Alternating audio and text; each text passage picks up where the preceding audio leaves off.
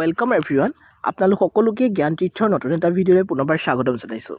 তো ভিডিঅ'টো থাম্বনেল আৰু টাইটেল দেখি আপোনালোকে গমেই পাইছে আমি ভিডিঅ'টো কিহৰ ওপৰত ডিছকাশ্যন কৰিবলৈ গৈ আছোঁ।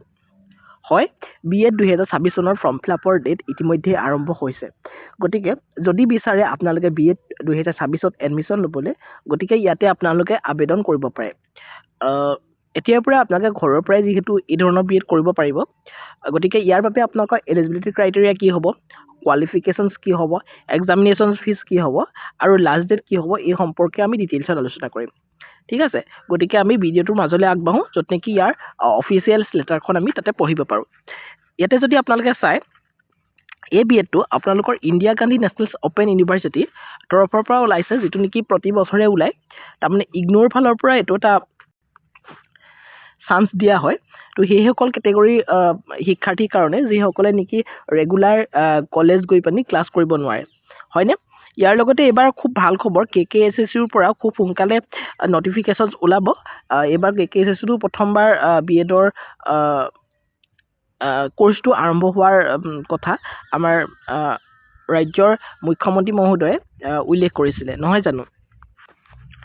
তো ইয়াতে স্পষ্টকৈ লিখিছে চাওক, admission announcement for bachelor of educations B.Ed programme January 2026.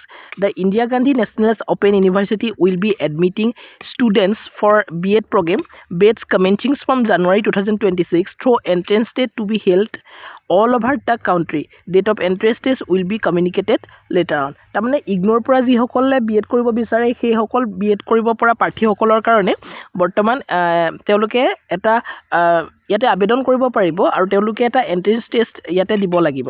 ঠিক আছে, এলিজিবিলিটি ক্ৰাইটেৰিয়া কি হ'ব লাগিব? B.Ed ইগন'ৰ পৰা কৰিবলৈ হ'লে আপুনি এটলিষ্ট 50% মাৰ্কছ পাব লাগিব বেচেলাৰ ডিগ্ৰী, নহ'লে মাষ্টাৰ ডিগ্ৰীটো যদি আপোনালোকে 50% মাৰ্কছ পাইছে, যিকোনো ছাবজেক্টত যদি মাষ্টাৰ ডিগ্ৰী কৰিছে, তো ডেফিনেটলি আপোনালোকে এলিজিবল হ'ব।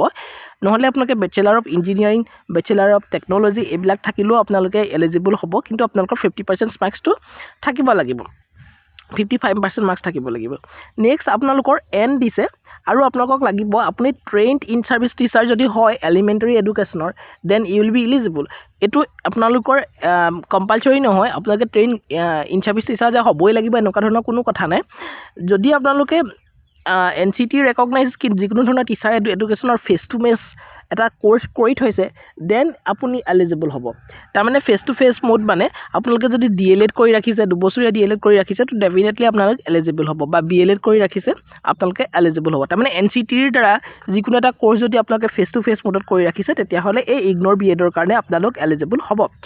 নেক্সট ইয়াতে কৈছে, the reservation and relaxation of 5% marks in minimum eligibility will be provided to SC, ST, OBC, non creamy layer PWD candidates as per the rules of the central government, EWS reservation as per the rules of the central government.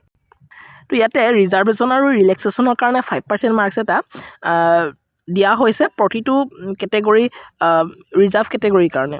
The reservations to Kashmiri migrants and war widow candidates will be provided as per the university rules. তো এইখিনি কাৰণত দিছে।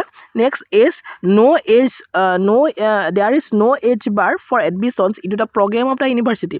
তো ইগন'ত admission ল'বৰ কাৰণে ইয়াতে কোনো ধৰণৰ এজ লিমিট নাই, তো সকলোৱে B.Ed কৰিব পাৰিব ইয়াত। ঠিক আছে, বয়সৰ সীমা নাই। Next admission criteria and reservation. Bachelor of education admission to this programme is merit basis.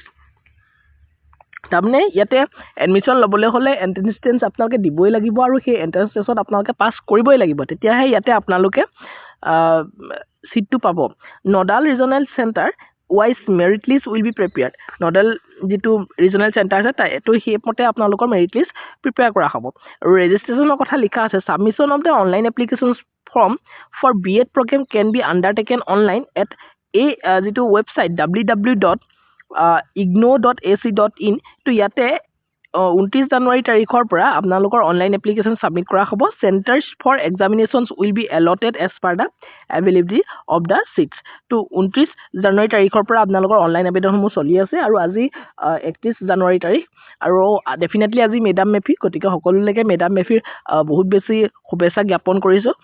বাৰু যি নহওক, আপোনালোকে আবেদন আজিয়ে কৰিব পাৰিব যদি কৰোঁ বুলি ভাবে এক্সামিনেশ্যন ফিজৰ সম্পৰ্কে আমি আলোচনা কৰিম ইয়াতে 1000 টকা আপোনালোকে ফি পে'মেণ্ট কৰিব লাগিব should be remitted through payment gateway using credit card debit card ইয়াতে অনলাইন পে'মেণ্ট কৰিব পাৰিব please refer to the B.Ed prospectus ইয়াতে আপোনালোকে চাব পাৰিব ফিজ ষ্ট্ৰাকচাৰ কোৰ্চেছ এই গোটেইখিনি ইয়াতে ইনক্লুড আছে গতিকে 1000 টকা পে'মেণ্ট কৰিব পাৰিব ইভাগেতো আপোনালোকে গুৱাহাটী ইউনিভাৰ্চিটি ডিব্ৰুগড় ইউনিভাৰ্চিটি কৰিবলৈ গ'লে 1800-1900 টকা লৈ লয় গতিকে ইয়াতে যথেষ্ট কমতে হৈ আছে আৰু আপোনালোকৰ প্ৰায় 50,000ত আপোনালোকৰ B.Ed ডিগ্ৰীটো কমপ্লিট হৈ যাব গতিকে যদি বিচাৰে ইগনোত আপোনালোকে B.Edটো কৰি লওক আৰু ইমান খৰচো নহয় কাৰণ অহা যোৱা খৰচ নাই বা এনেকুৱা ধৰণৰ কোনো ৰুম ৰেণ্ট ভাড়া এইবিলাকৰ খৰচ নাই ক্লাছ কৰিব নালাগে কেৱল আপোনালোকে পৰীক্ষাটো দিলেই হ'ল ইয়াতে কৈছে availability of the information bulletin 29 তাৰিখৰ পৰা আছে অনলাইন এপ্লিকেশ্যনৰ ষ্টাৰ্ট হৈছে 29 তাৰিখৰ পৰা লাষ্ট ডেট হ'ব 27 ফেব্ৰুৱাৰী তাৰমানে এমাহ সময় দিছে আপোনালোকে এপ্লাই কৰি লওক ডিউৰেশ্যন অফ দ্য